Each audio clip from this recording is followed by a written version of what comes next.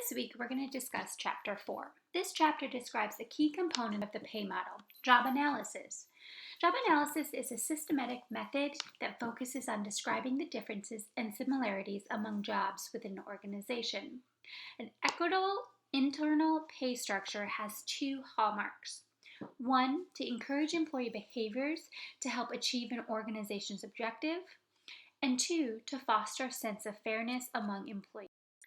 This week we're going to talk about the structures based on jobs, people, or both, job-based approach, job analysis procedures, what information should be collected, how can the information be collected, job descriptions that summarize the data, job analysis if it's a bedrock or bureaucracy, and we'll judge job analysis.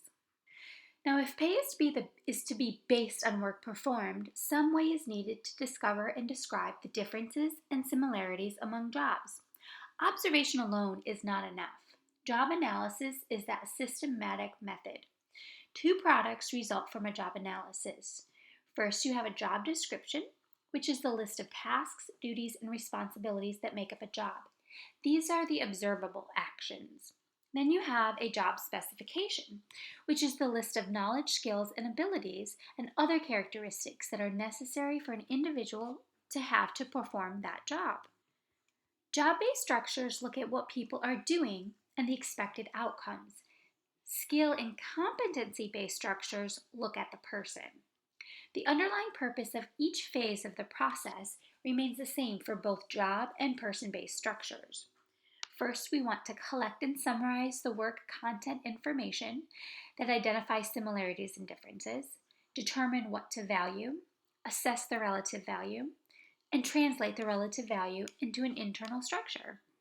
Exhibit 4.1 from your text outlines the process for constructing a work-related internal structure. No matter the approach, the process begins by looking at people at work. Job analysis provides the underlying information. It identifies the content of the job. This content serves as input for describing and valuing work. Job analysis is defined as the systematic process of collecting information that identifies similarities and differences in the work. Why is it important to perform a job analysis? Well, potential uses for job analysis have been suggested for every major personnel human resources function. Often, the type of job analysis needed varies by function.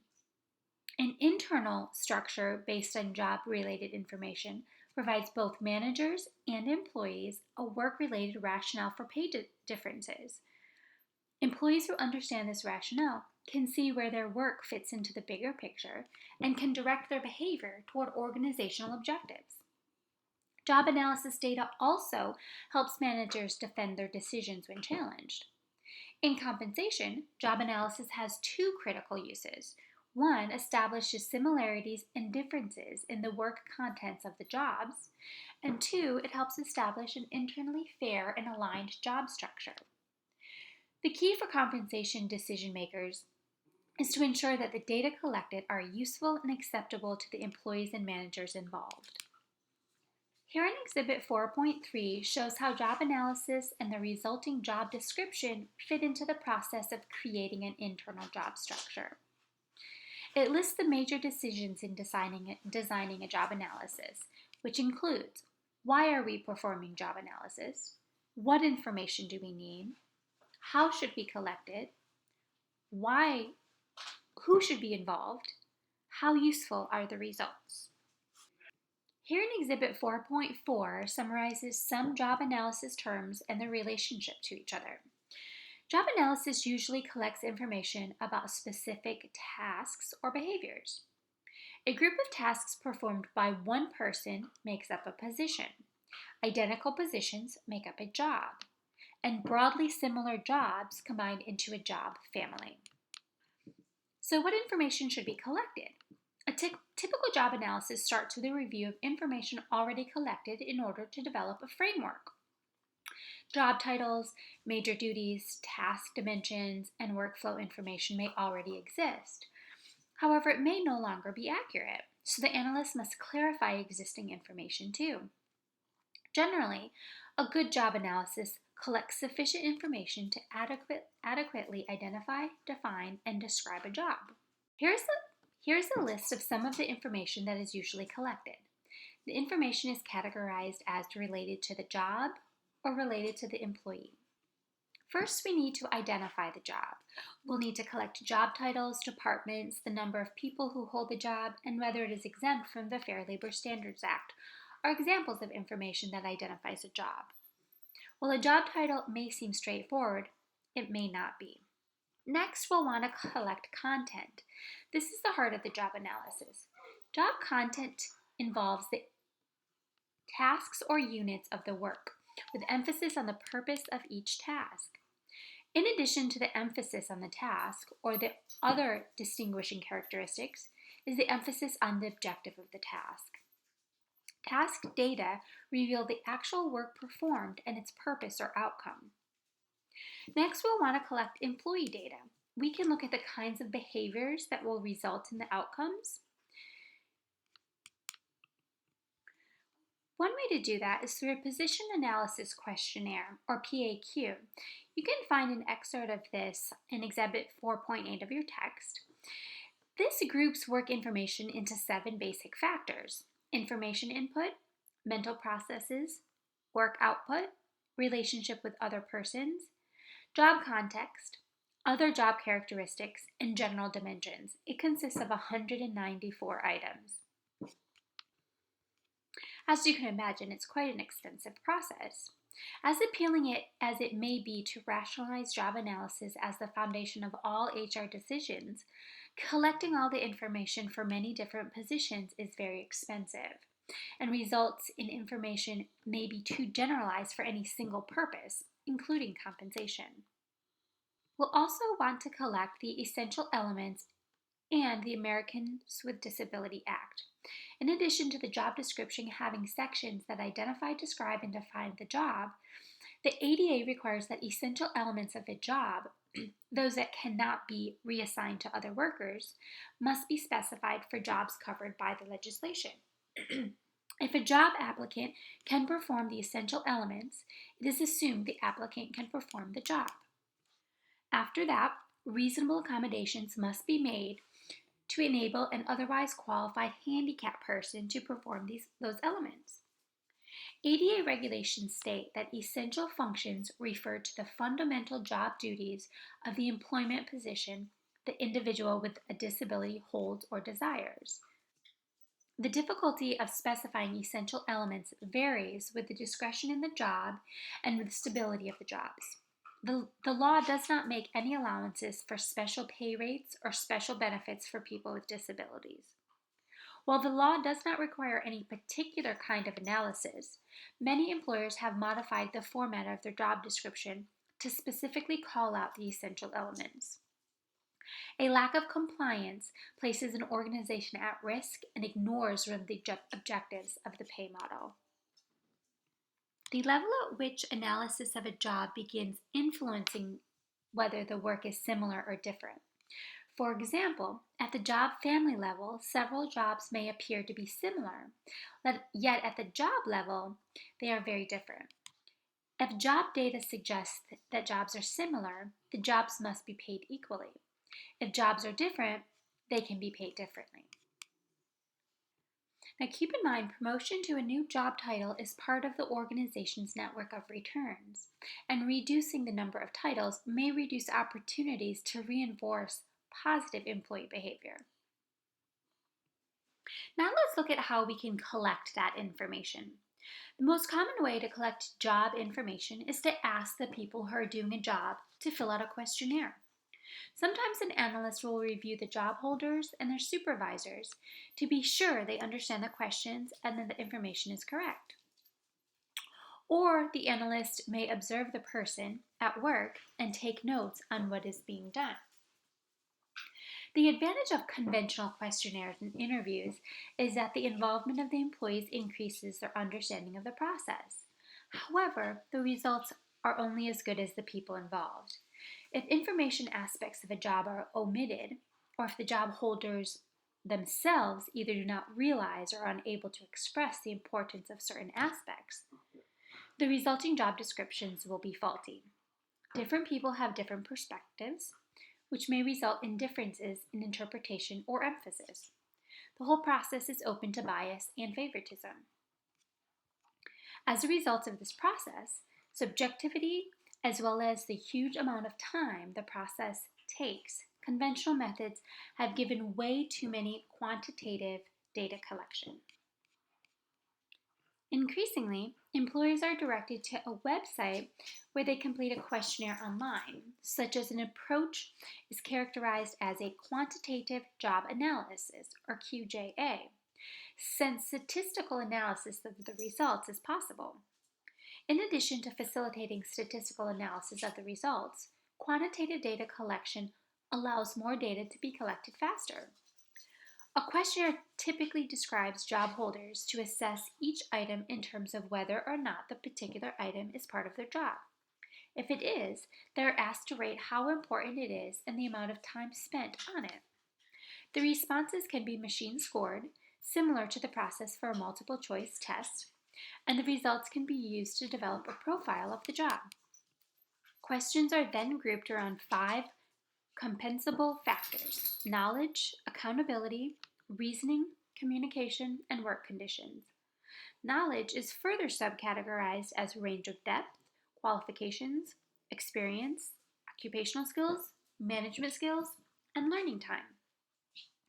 Assistance is given in the form of prompting questions and a list of jobs whose holders have answered each question in a similar way.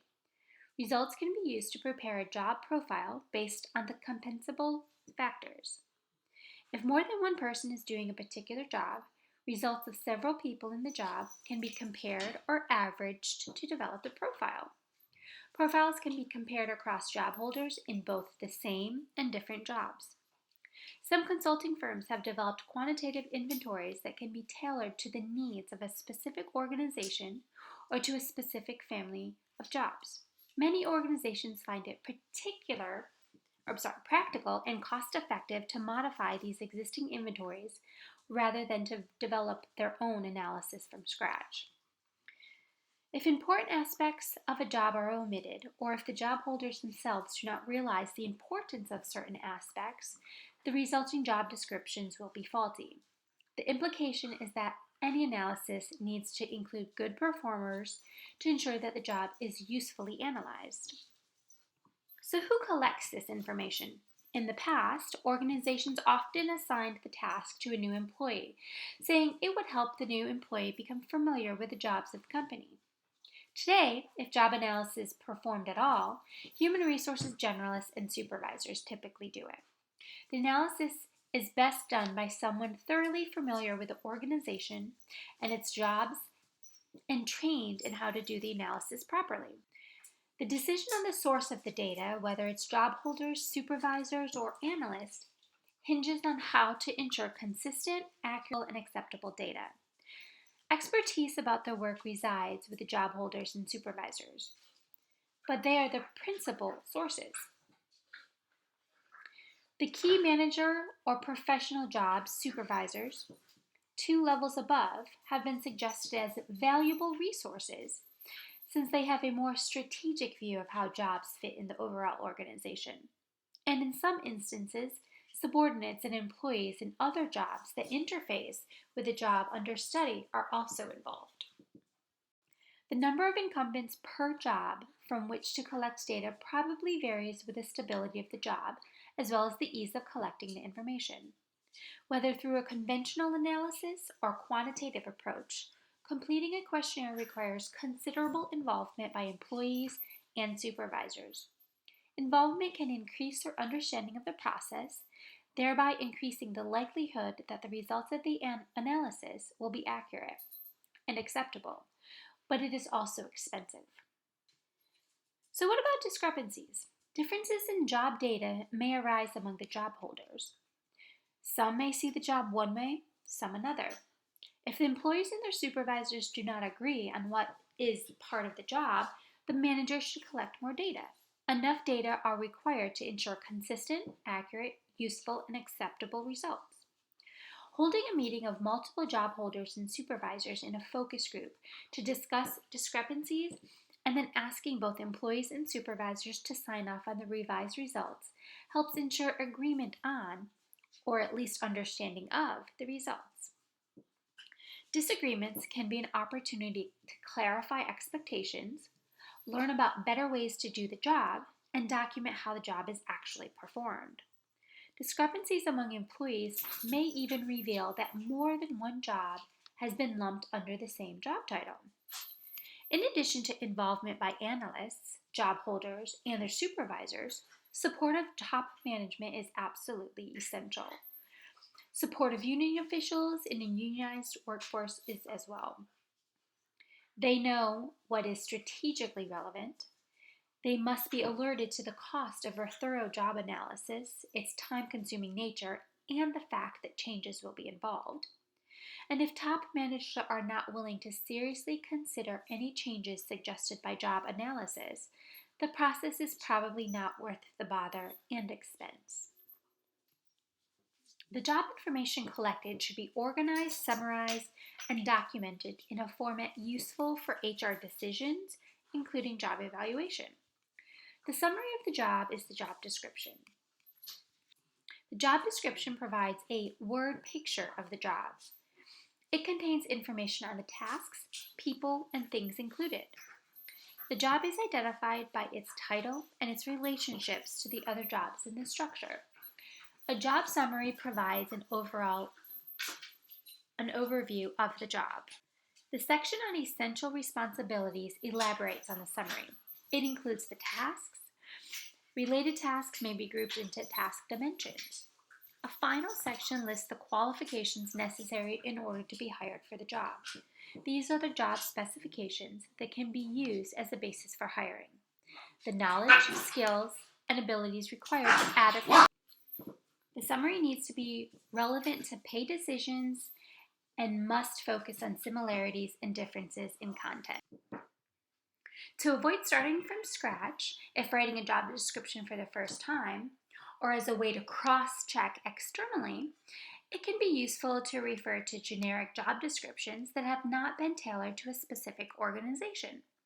One readily accessible source is the Occupational Information Network, or ONET. And you'll use this in your individual project for the semester as well. Descriptions of managerial and professional jobs often include more detailed information on the nature of the job, its scope, and accountability. One challenge is that an individual manager will influence the job content.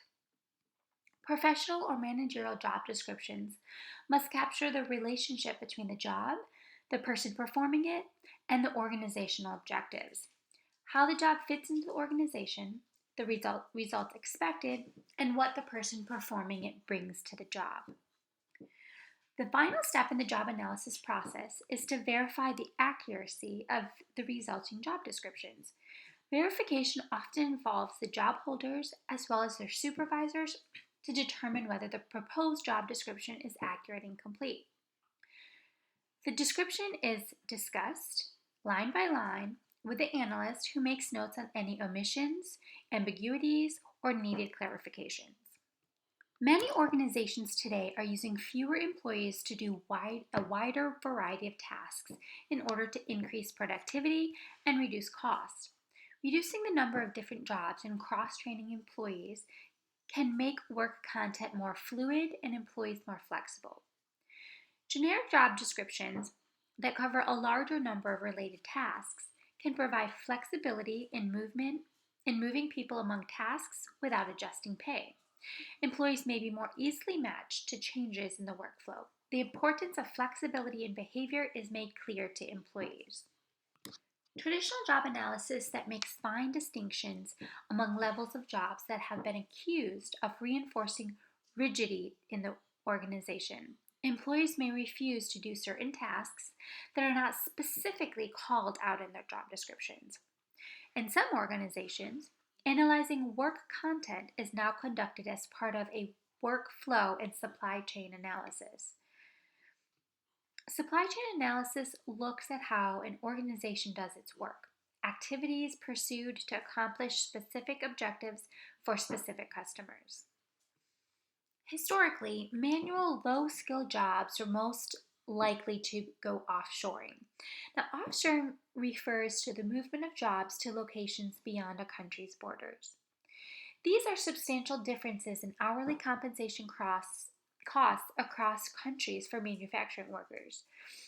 This has played an important role in companies' decisions about where to relocate production operations. Similar differences in cost in other low skill occupations, such as call centers, have had similar ramifications. Of course, labor cost is only part of the story. There are productivity differences across countries as well, meaning that lower labor costs may in some countries be offset by lower productivity. Availability of workers with needed education and skills is another potential constraint. Proximity to customers is yet another issue. Increasingly, offshoring is no longer limited to low-skilled jobs. White-collar jobs are also increasingly at risk. According to the U.S. Bureau of Labor Statistics, the jobs that are most likely to go offshoring include jobs that have inputs and outputs which can easily be transmitted electronically, have little interaction with other workers is required, little local knowledge is required, the work can be routinized, little education and training is required. Various managerial positions are also positions where local knowledge is required or where being on the ground is necessary, are jobs that have low chances to outsourcing or offshoring specifically. Growth rates for jobs on the highly likely list are generally small or negative, while jobs on the low suspectability list have shown strong growth. As firms work across multiple countries, there is an increasing need to analyze jobs to either maintain consistency in job content or else be able to measure the ways in which jobs are similar and different. One potential challenge is that norms or perceptions regarding what is and what is not part of a particular job may vary across countries. Reliability is a measure of the consistency of results among various analysts, various methods, various sources of data, or over time. Reliability is a necessary but not sufficient condition of validity. Using a single rater to conduct a job analysis typically results in very poor reliability. By using multiple raters and taking their average rating, the reliability increases. The outcome of a job analysis depends on who conducts it. There is a higher reliability between professional job analysts and also when more specific tasks are rated, as opposed to more general job requirements or knowledge and skill requirements. The way to increase reliability in a job analysis is to understand and reduce sources of difference. Quantitative job analysis helps us do this. But care should be taken that the richness of responses are not eliminated while eliminating the differences. Training can also improve reliability. Validity examines the convergence of results among sources of data and methods. If several job incumbents, supervisors, and peers respond in similar ways to the questionnaire, then it is more likely that the information is valid. However, a sign-off on the results does not guarantee the information is valid. If job holders and managers are dissatisfied with the initial data collected in the process, they are not likely to buy into the resulting job structure or the pay rates attached to that structure. An analyst collecting information through one-on-one interviews or observations is not always accepted because of the potential for subjectivity and favoritism. However, quantitative, computer-assisted approaches may also run into the difficulty, especially if they're given into the temptation to collect too much information for too many purposes. To be valid, acceptable, and useful, job information must be up to date. Most organizations report that they have up-to-date information, but a substantial portion report that job information is not up to date.